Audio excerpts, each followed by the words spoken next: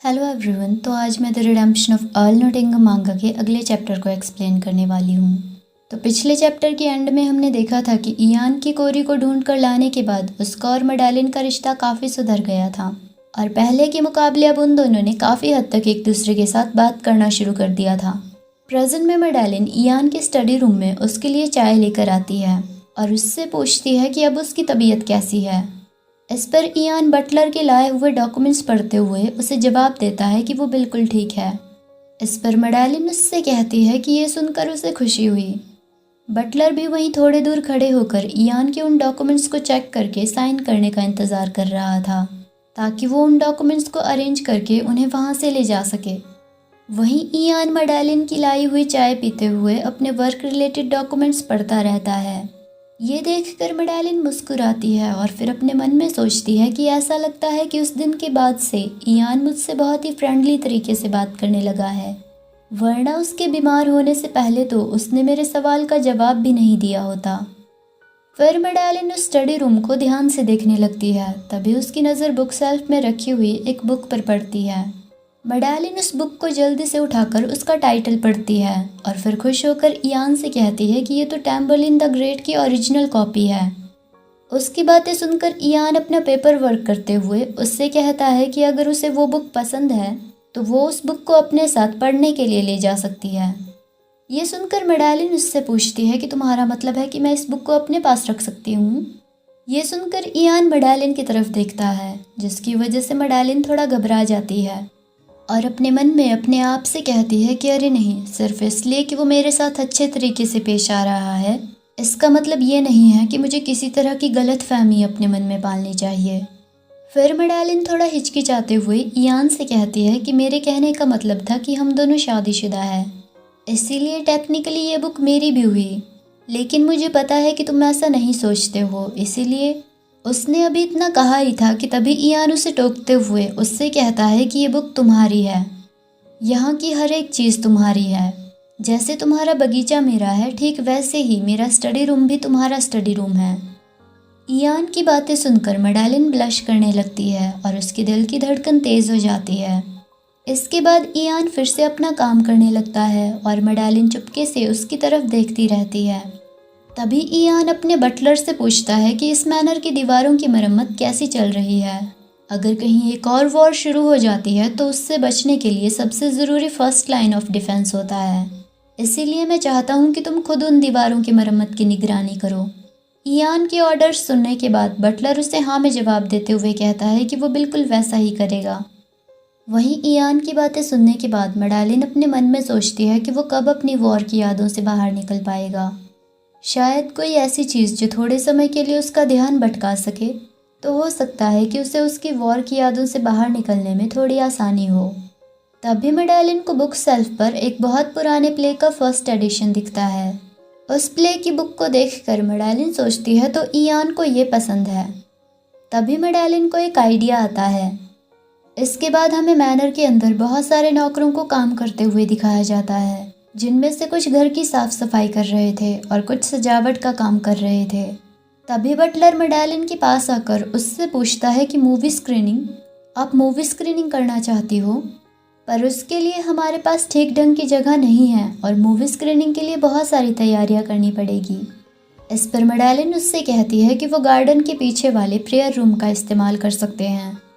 उसकी बातें सुनकर बटलर एक लंबी सांस लेता है। तभी मेडेलिन उसे बताती है कि इयान ने पहली बार उसे किसी चीज़ का इंचार्ज बनाया है, इसीलिए वो सब कुछ बहुत अच्छे से करना चाहती है और उसके अलावा सभी लोग उसके इस आइडिया की वजह से काफ़ी खुश लग रहे हैं। मेडेलिन की बातें सुनने के बाद बटलर उससे कहता है कि शायद आपको मूवी स्क्रीनिंग के बजाय एक टी पार्टी होस्ट करनी चाहिए। ये सुनकर मेडेलिन उससे कहती है, सेबेस्टियन, इस मैनर को किसी नई चीज़ की ज़रूरत है। उसकी ये बातें सुनकर बटलर हैरान हो जाता है। तभी मेडेलिन लाल गुलाबों को फ्लावर पॉट में अरेंज करते हुए बटलर से कहती है कि हो सकता है कि मैं थोड़े इनसेंसिटिव तरीके से बिहेव कर रही हूँ, लेकिन मैं इयान को दिखाना चाहती हूँ कि ये दुनिया रिकवर हो रही है।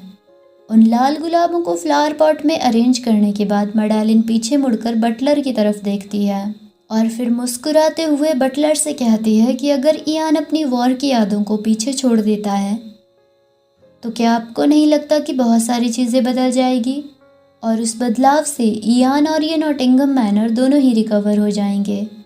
बटलर से ऐसा कहने के बाद मैडेलिन अपने मन में सोचती है कि अगर ऐसा होता है तो मेरी ज़िंदगी भी बदल जाएगी। मैडेलिन की बातें सुनकर बटलर काफ़ी देर तक हैरानी से मैडेलिन की तरफ देखता रहता है और फिर मैडेलिन से माफ़ी मांगते हुए कहता है कि मैं आपके अच्छे इंटेंशंस को नहीं समझ पाया। बटलर मैडेलिन से माफ़ी मांगते हुए कहता है कि वो ये बात नहीं समझ पाया कि मैडेलिन ये सब कुछ मनोरंजन के लिए नहीं बल्कि इयान और इस मैनर की भलाई के लिए कर रही है। फिर बटलर मैडेलिन को बताता है कि अब से वो भी स्क्रीनिंग की तैयारियां करने में मैडेलिन की पूरी मदद करेगा। बटलर की बातें सुनकर मैडेलिन उसे थैंक यू कहती है। तभी एक सर्वेंट बटलर की अपने समय में जीती हुई एक हंटिंग ट्रॉफी लेकर वहां पर आता है और खुश होकर बटलर से पूछता है कि उसे वो ट्रॉफी कहाँ रखनी चाहिए। अपनी हंटिंग ट्रॉफी देखकर बटलर थोड़ा डिप्रेस हो जाता है और फिर उस सर्वेंट से कहता है कि तुम इसे मेरे रूम में रख सकते हो। बटलर को डिप्रेस देखकर मैडेलिन उसे तसल्ली देते हुए कहती है कि वो पार्टी के बाद इस ट्रॉफी को वापस उसकी जगह पर रख देगी। तभी मैडेलिन को इयान वहीं पास से गुजरता हुआ दिखता है। इयान को देखकर मैडेलिन थोड़ा नर्वस हो जाती है और अपने मन में सोचती है कि मैं उम्मीद करती हूँ कि ये एक अच्छा आइडिया है। इस सब के बाद मूवी स्क्रीनिंग की तैयारियां शुरू होने लगती है। मैडेलिन कहती है कि डेकोरेशन से लेकर खाने की तैयारियों तक सब चीज़ों की निगरानी करना बहुत ही ज़्यादा थकाने वाला काम था, पर इस मैनर में पहली बार इस तरह के ज़िंदा माहौल को देखकर मुझे सच में ऐसा महसूस हुआ कि मैं भी ज़िंदा हूँ। स्क्रीनिंग की तैयारियां करते वक्त मैडेलिन कुछ नौकरों के साथ घर की साफ सफाई कर रही थी। तभी उसे खिड़की का शीशा साफ करते वक्त इयान खिड़की के बाहर एक डॉक्यूमेंट के बारे में बटलर को कुछ बताते हुए बटलर के साथ वहां से जाते हुए दिखाई देता है। इयान को अपने काम में फोकस देखकर मैडेलिन अपने आप से कहती है कि इयान को देखकर ऐसा लगता है कि उसे इन तैयारियों में ज़रा भी दिलचस्पी नहीं है, लेकिन फिर भी मुझे प्रिपरेशंस के लिए जिस कमरे की ज़रूरत थी उसने वो कमरा मुझे इस्तेमाल करने की इजाज़त दे दी। इसीलिए ऐसा लगता है कि शायद वो कोई परवाह नहीं होने का दिखावा कर रहा है, लेकिन फिर भी मुझे इस बात का पक्का पता लगाना होगा। ये सब सोचते सोचते मैडेलिन इयान के स्टडी रूम के बाहर पहुंच जाती है और फिर अपने मन में सोचती है कि मुझे विश्वास नहीं हो रहा कि मैं सच में इन स्क्रीनिंग प्रिपरेशंस को लेकर इयान की फीलिंग्स के बारे में पता करने यहाँ आ गई। मैडेलिन दरवाजे पर नॉक करती है। इस पर इयान उसे कमरे के अंदर आने की परमिशन दे देता है, पर मैडेलिन दरवाज़ा थोड़ा सा खोलकर अंदर की तरफ झांकते हुए इयान से पूछती है कि क्या वो अभी भी काम कर रहा है। इस पर इयान उसे जवाब देता है कि उसका काम करना भी उसके आराम करने का ही एक तरीका है। ये सुनकर मैडेलिन कमरे के अंदर आ जाती है और इयान की तरफ देखती रहती है। मैडेलिन को काफ़ी देर तक खामोश देखकर इयान उस डॉक्यूमेंट को पढ़ना बंद कर देता है और फिर मैडेलिन की तरफ देखता है, मानो ये पूछने के लिए कि क्या मैडेलिन उससे कुछ कहना चाहती है। इयान को उसकी तरफ देखते हुए देखकर मैडेलिन अपनी नज़रें चुरा लेती है और फिर अपने मुंह में ही बड़बड़ाती है कि वो पहली बार मेहमानों को उनके घर में बुला रही है, इसलिए वो थोड़ा नर्वस है कि कहीं अगर कुछ गलत हो गया तो। मैडेलिन इयान को बताती है कि उसने इनविटेशंस तो भेजे हैं, लेकिन उन्होंने काफ़ी समय से उन मेहमानों में से किसी से भी कोई बातचीत नहीं रखी है, इसीलिए पता नहीं कितने मेहमान आएंगे और ये उसका पहला इवेंट है जो वो एक अर्ल की पत्नी होने के नाते होस्ट करने वाली है, इसीलिए वो चाहती है कि सब कुछ बहुत अच्छे से हो। मैडेलिन की बातें सुनकर इयान उसकी तरफ देखते हुए कहता है कि उसकी तैयारियां देखकर ऐसा लग रहा है कि वो सब कुछ बहुत अच्छे से कर रही है। इयान से तारीफ सुनने के बाद मैडेलिन खुश हो जाती है और इयान के नज़दीक आते हुए कहती है कि वो टी पार्टी के बाद मूवी स्क्रीन करने के बारे में सोच रही है। फिर वो इयान से पूछती है कि क्या उसने कभी मूवी देखी है। इस पर इयान उसे जवाब देता है कि उसने एक बार पेरिस एग्जीबिशन में एक मूवी देखी थी। ये सुनकर मैडेलिन इयान के कंधे पर हाथ रखते हुए मुस्कुराकर इयान से कहती है कि तब तो हमें ये मूवी एक साथ देखनी चाहिए, एक साथ देखने से वो मूवी और भी ज़्यादा मनोरंजक लगेगी। मैडेलिन की बातें सुनकर इयान बस एकटक उसकी तरफ देखता रहता है और कुछ भी नहीं कहता है। ये देखकर मैडेलिन हड़बड़ी में उस रूम से जाते हुए इयान से कहती है कि अब वो आराम कर सकता है। ऐसा कहकर वो उस कमरे से बाहर चली जाती है। मैडेलिन के वहाँ से जाने के बाद इयान ब्लश करने लगता है। वहीं मैडेलिन भी कमरे के बाहर आकर अपने दोनों हाथों से अपना चेहरा छुपा देती है। और फिर अपने आप से कहती है कि मैंने उसे ये सब कुछ सच में बता दिया और उसे अपने साथ मूवी देखने के लिए भी इनवाइट कर दिया।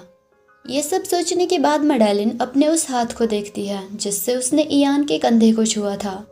मैडेलिन का चेहरा भी ब्लश करने की वजह से लाल हो चुका था और उसके दिल की धड़कन बहुत तेज चल रही थी।